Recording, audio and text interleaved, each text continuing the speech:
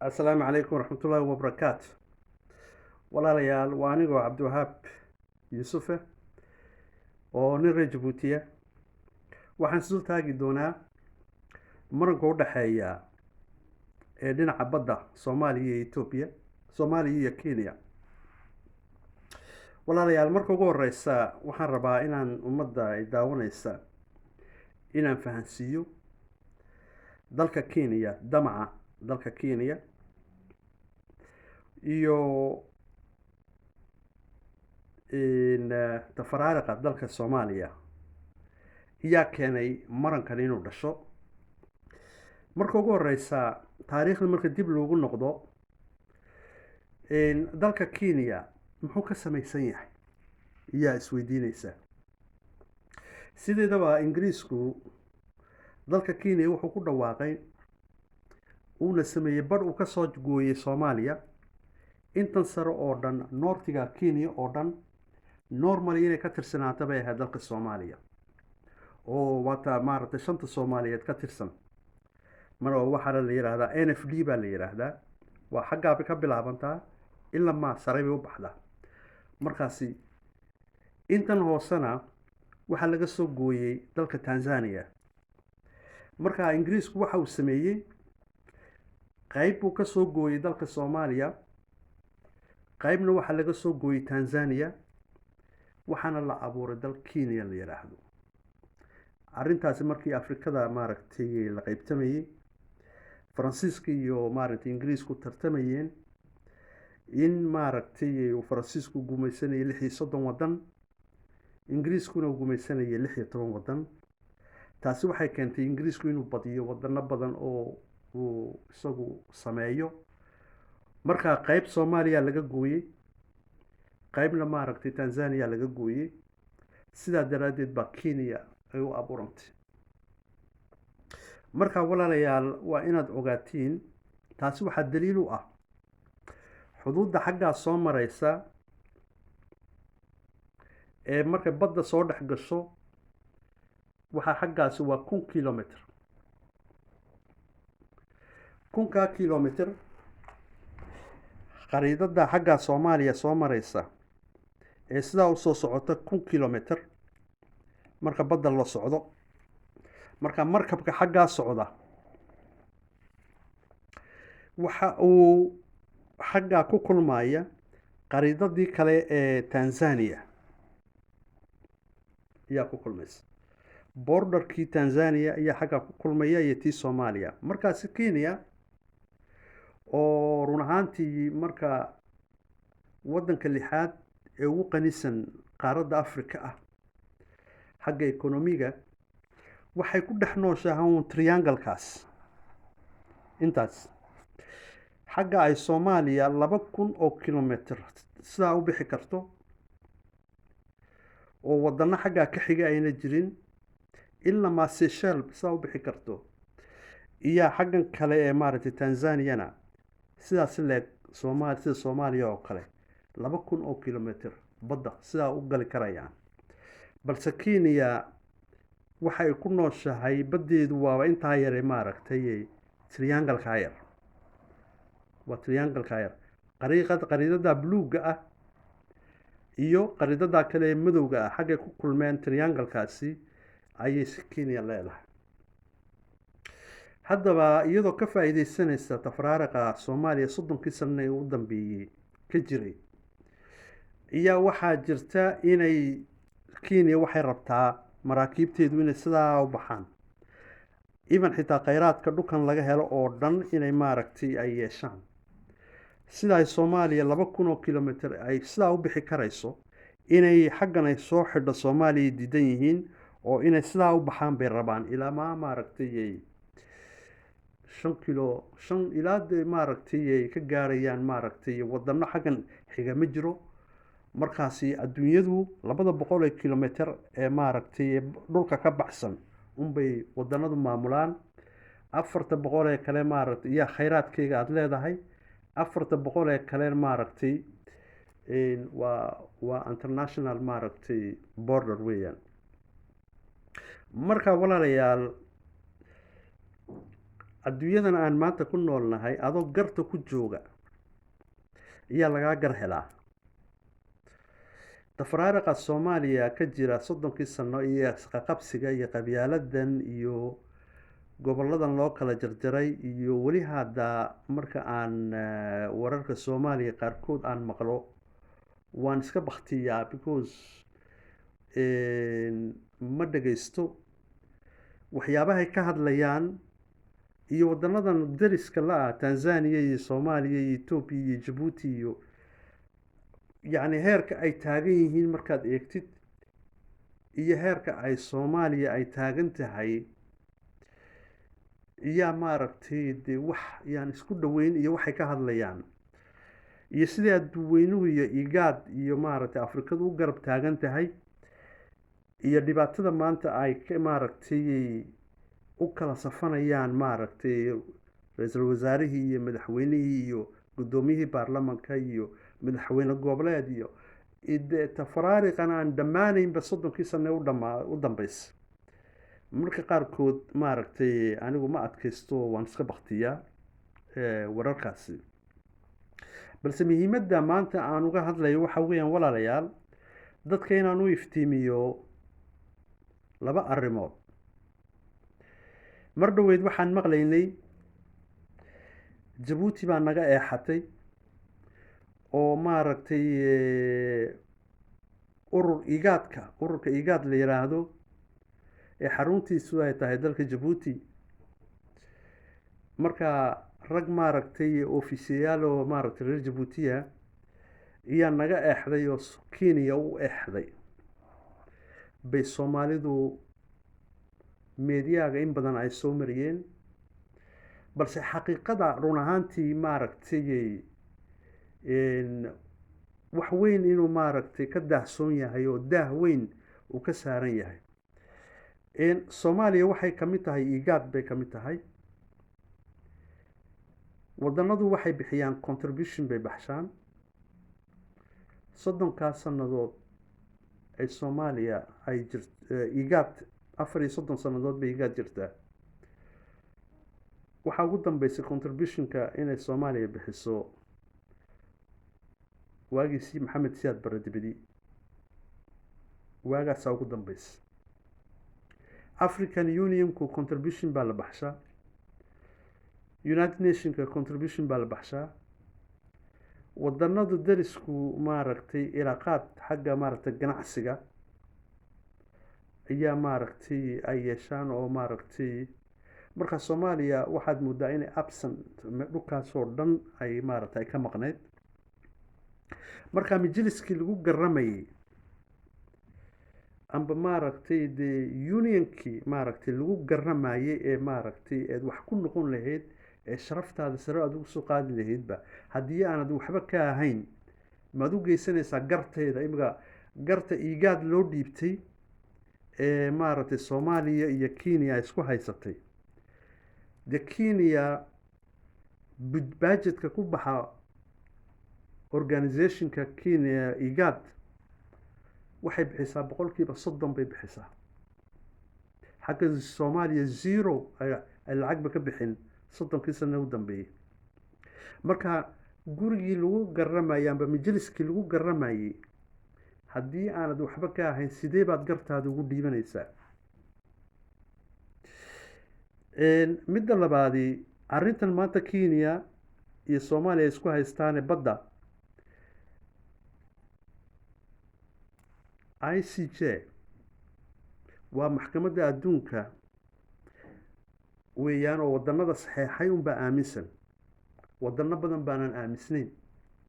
laakiin Soomaaliyana way saxeexday Kenyana way saxeexdo way aaminsan yihiin maxkamadda adduunka habase ahaatee maxkamadda adduunka waxaa laga xukumaa United Nationska United Nationska marka gurigaasi la fadhiyo United Nationska la fadhiyo ama Security Councilka la fadhiyo Soomaaliya waxba kama ah because waxa weeyaan tafaraaraqii 30 sanadood ayaa ragaadiyay oo sharaftii ka xayuubiyay imikadan safaaradaha ku yaala adduunka ee Soomaaliya ay magacawdo qatar baa bixisa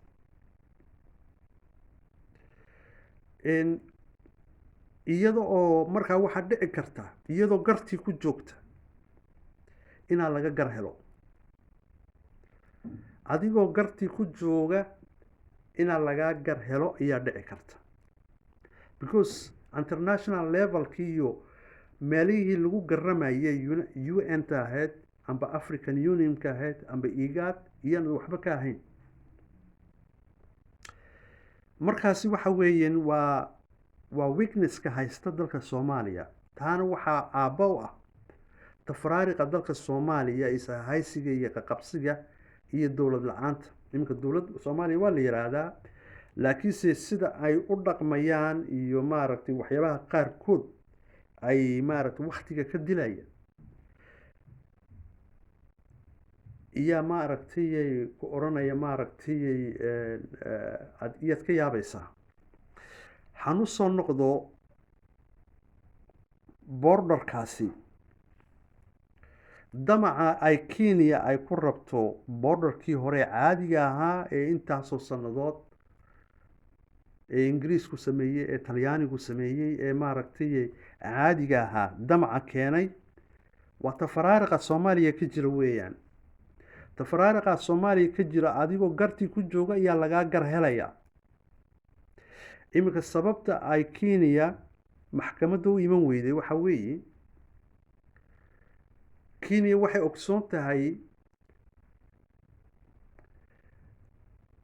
maxkamadda adduunku inay ahayn wadan ahaynay tahay organization marka aad wadan state aad tahay waad ka xoog weyn tahay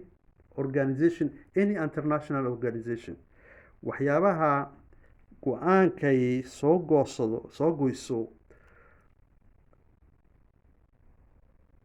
ICJ-ga maxkamadda adduunka ay soo goyso Kenyana way diidi kartaa Soomaaliyana way diidi kartaa maxaa yeelay waa organization weeyaan organization awood male ciidan male yani maaragtay wadankii diida inta army loo soo diro ciidan loo soo diro oo la yiraahdo maaragtay qasab lagaga dhigayo sidaa daraadeed Kenya waa ta keentay inay iska ignore garayso maxkamadda adduunka hadday doonto way ka bixi kartaa arrintaasina hore way u dhacday Eritrea iyo Ethiopia dhul Eritrea loo xakumay Ethiopia iska diiday maaragtay 20 sano ku dhan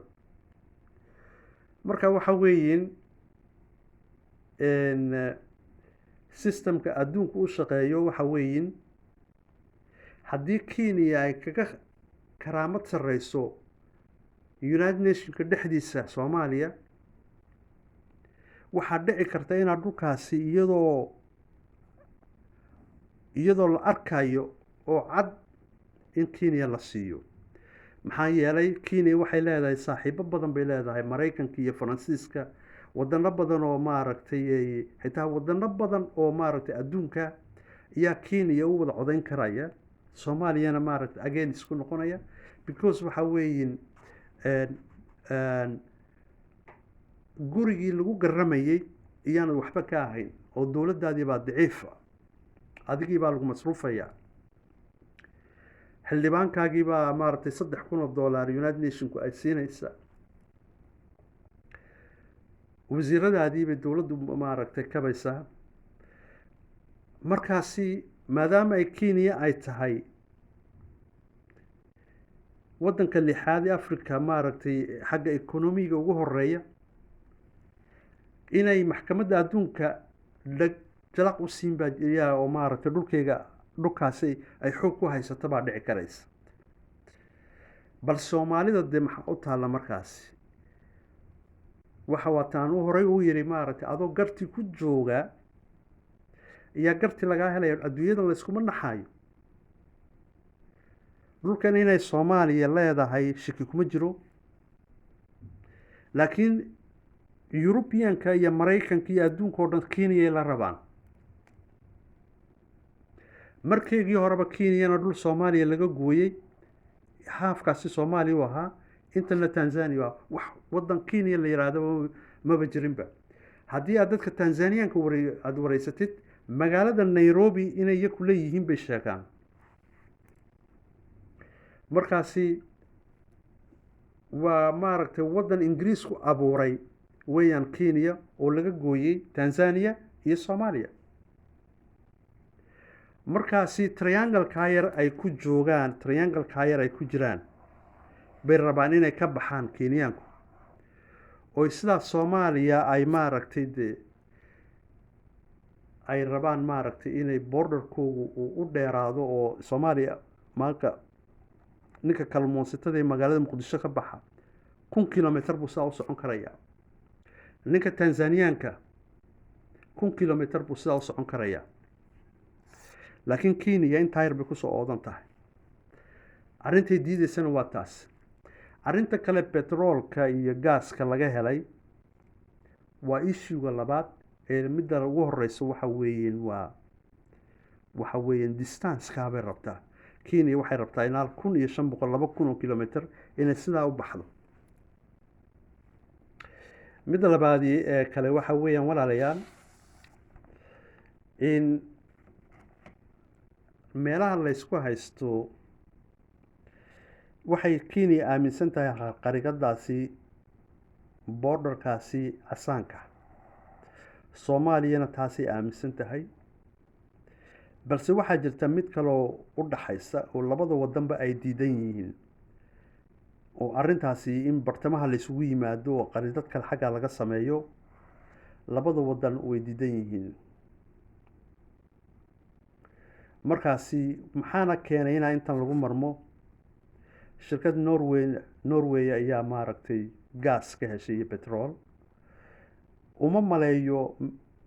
ilamaa xaggan oo nabad hesho mooyaane in xaggan gaas iyo petrol laga qodi karaayo 50 sannadood ee soo socda. maxaa yeelay soomaaliya waddan stable ma aha, kenyana qudhadiisu khatar buu ku jiraa. markaas waxa weeyin triangle-kaasi laysku haysto ee laleeyahay gaas iyo oil baa laga helay. uma maleeyo inay shirkad kastoo adduunka way sheegi kartaa waxa ku jira, waa loo saxeexi karaa, laakiinse ilaa labada waddan ay heshiiyaan lama taaban karayo. waa dispute territory weeyaan moogta, oo layskuma maaragtay investment lama gelin karayo. qof intuu lacagtiisa meel dagaal ka socdo amba laysku haysto qofi maaragtay lacagtiisa ma gelin karayo. marka walaalayaal damaca kenya iyo tafaraariqa soomaaliya iyaa keenay maanta maaragtay in dhulkaasi laysku haysto. balse adduunyadu maanta siday u shaqaynayso, dowladaha maaragtay dagaaladu ragaadiyey ee sida soomaaliya iyo yamanta iyo suuriya, iska daabadee dhul inaa lagaa qaato suurtagal baa dhici karta. markaasi intaasaan kaga baxayaa. wasalaamu calaykum waraxmatullaahi wabarakaatu.